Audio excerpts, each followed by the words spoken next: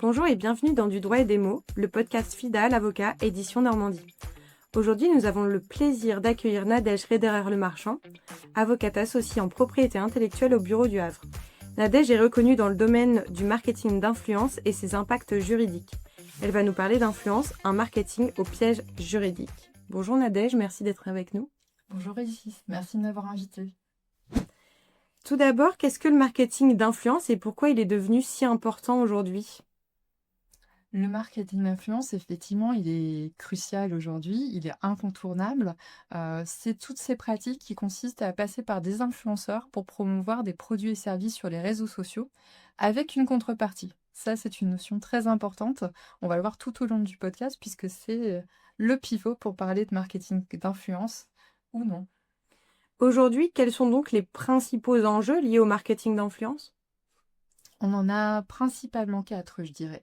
Tout d'abord, on a toute la question de la protection des consommateurs. C'est une des motivations de la loi et de la réglementation applicable.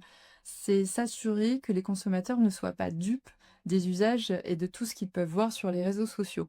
Donc c'est pour ça que la loi est intervenue en juin dernier, mais il y avait aussi des travaux préalables pour s'assurer d'une certaine transparence des contenus vis-à-vis des consommateurs. Le but est qu'ils comprennent bien qu'il s'agit de publicité et pas d'autre chose. Justement, puisqu'on parle de publicité, ça c'est un autre enjeu, l'application de la réglementation de la publicité. Tout n'était pas toujours clair pour l'écosystème à ce titre. Donc maintenant, la situation est très claire. Le marketing d'influence connaît toute la réglementation de la publicité. Il y a aussi des enjeux fiscaux, évidemment, puisque on avait affaire jusqu'à la loi à des professionnels qui ne se considéraient pas tout à fait comme tels. Or, aujourd'hui, la loi est bien claire, ce sont de véritables professionnels et tous leurs revenus, y compris en dotation ou en cadeau, sont soumis à impôt. Enfin, le quatrième enjeu, c'est le respect des droits de propriété intellectuelle, notamment ceux des tiers. Là, il ne faut pas oublier d'être très très vigilant. Est-ce que tu peux nous expliquer comment cette réglementation impacte-t-elle les marques et les annonceurs ? Elle impacte fortement les marques et les annonceurs, notamment depuis le mois de juin avec l'entrée en vigueur de la loi. Tout d'abord parce qu'elle met en place une responsabilité solidaire. Ça, ce sont toujours des termes techniques juridiques qui font très peur. Solidaire, on est responsable des erreurs des autres, donc forcément, ça appelle de la vigilance. Vigilance sur la contractualisation, c'est très important pour pouvoir rester dans cet esprit de la loi et cet esprit de ses obligations.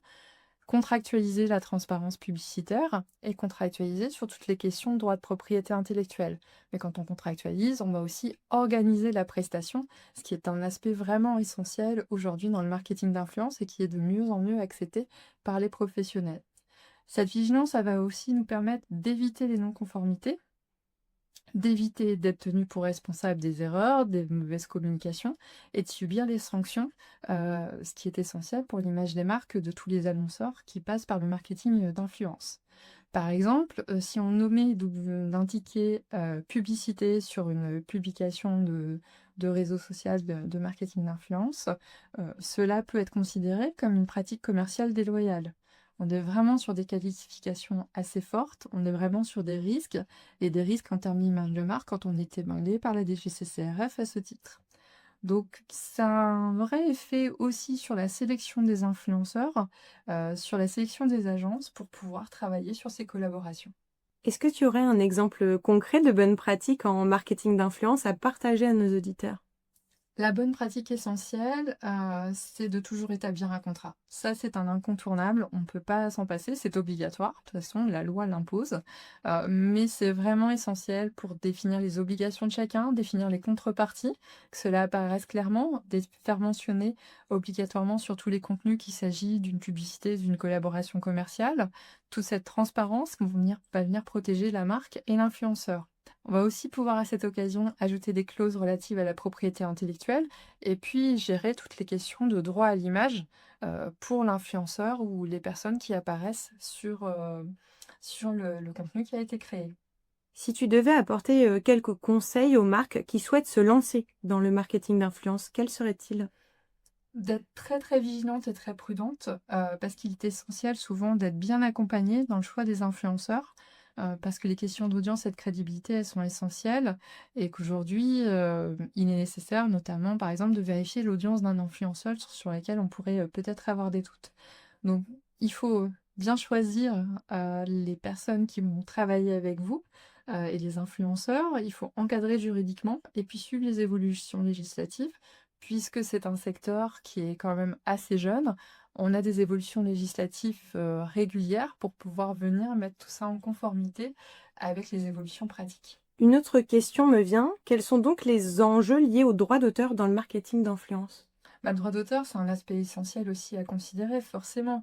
Les contenus, ce sont des photos, des vidéos, du texte. Tout de suite, on pense à une empreinte de la personnalité de leur auteur. Ça veut dire qu'on a du droit d'auteur. Donc, toute marque qui travaille avec un créateur de contenu ou un influenceur, elle doit obtenir des droits pour les exploiter ensuite. Donc, il faut bien veiller aussi, dans ce cadre-là, aux droits de propriété intellectuelle des tiers. Par exemple, si on utilise une musique, une marque, une image d'un tiers, pour éviter les litiges ultérieurs. J'ai entendu parler de la loi du 9 juin 2023. Comment a-t-elle changé le paysage du marketing d'influence en France? Elle a essentiellement professionnalisé, en fait, les différents intervenants. Par rapport à ça, on a une vraie définition légale de l'influenceur, de l'agence d'influence aussi, qui sont venus apporter des précisions essentielles pour le secteur.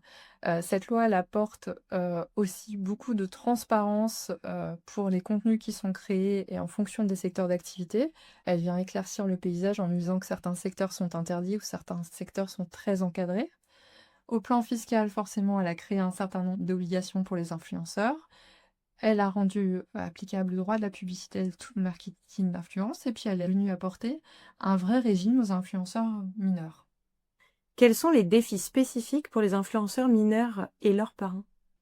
Alors, on peut parler de défis, mais je pense qu'on peut surtout parler de contraintes juridiques parce que la loi est venue préciser le statut des enfants influenceurs. Alors, par enfant influenceur, on va entendre à la fois les enfants d'influenceurs qui apparaissent sur le contenu créé par les parents et les enfants influenceurs qui ont leur propre contenu. On a un cadre juridique assez clair, finalement, qui est calqué sur celui des enfants acteurs ou des enfants mannequins, avec des règles strictes pour protéger ces mineurs. Ce qui fait que les parents doivent obtenir une autorisation préalable auprès des autorités administratives. Il y a vraiment des systèmes pour protéger la rémunération des enfants qui doivent être bloqués à hauteur de 90% auprès de la Caisse des dépôts et consignations jusqu'à leurs 18 ans. Et ensuite, on a des réglementations très spécifiques puisque les enfants ne vont pas pouvoir promouvoir certains produits. Pourrais-tu nous parler de l'ordonnance du 6 novembre 2024 et de ses impacts sur le marketing d'influence? Bien entendu, donc ça, c'est la dernière actualité sur le marketing d'influence, puisque l'ordonnance du gouvernement est venue mettre en conformité la loi influenceur avec le cadre juridique européen. Ce qui est intéressant au niveau des impacts, c'est principalement l'affichage de l'intention commerciale. C'est-à-dire qu'avant, on avait une réglementation un peu stricte en nous disant il faut systématiquement le terme publicité ou le terme collaboration commerciale. Cependant, aujourd'hui, ça a été ouvert et en fait, toute mention équivalente va pouvoir s'appliquer au contenu sponsorisé. Donc ça, c'est quand même un vrai assouplissement de la loi. Par ailleurs, cette ordonnance est venue spécifier certains points par rapport au secteur de la santé avec davantage de cadres ou davantage d'interdictions. On va avoir un assouplissement de tout ce qui est images retouchées ou virtuelles qui peuvent être créées. On sait qu'aujourd'hui, on a de plus en plus d'influenceurs virtuels, donc les mentions obligatoires ont été assouplies pour mieux correspondre à la technologie. Et puis, le dernier point de cette ordonnance, c'est que le principe du pays d'origine, c'est-à-dire qu'on parle beaucoup des influenceurs qui sont à l'étranger, et notamment à Dubaï. Aujourd'hui, certes, l'influenceur, on va appliquer la loi de son pays de résidence, mais on doit protéger, comme on doit protéger le consommateur français, dès lors qu'un influenceur réside à l'étranger pour cibler un public français, il doit avoir un représentant légal en Union européenne et avoir une assurance civile professionnelle en Union européenne. Merci beaucoup Nadège pour ces explications claires et importantes à prendre en compte pour les entreprises et les marques. Avant de nous quitter, où nos auditeurs peuvent-ils te suivre et en savoir plus sur tes travaux? Merci Isis. J'invite les auditeurs à suivre ma newsletter LinkedIn qui s'appelle L'inspi et l'influence pour pouvoir prendre connaissance des dernières actualités dans ce domaine. N'hésitez pas à vous abonner à la newsletter de Nadège. Vous retrouverez également toutes ses coordonnées en description de cet épisode. Et si ce sujet vous a plu, n'hésitez pas à liker, à commenter, à donner un avis sur Spotify ou Apple Podcast. On se retrouve très bientôt pour un nouveau sujet juridique sur le monde du droit des affaires. Merci beaucoup. À bientôt.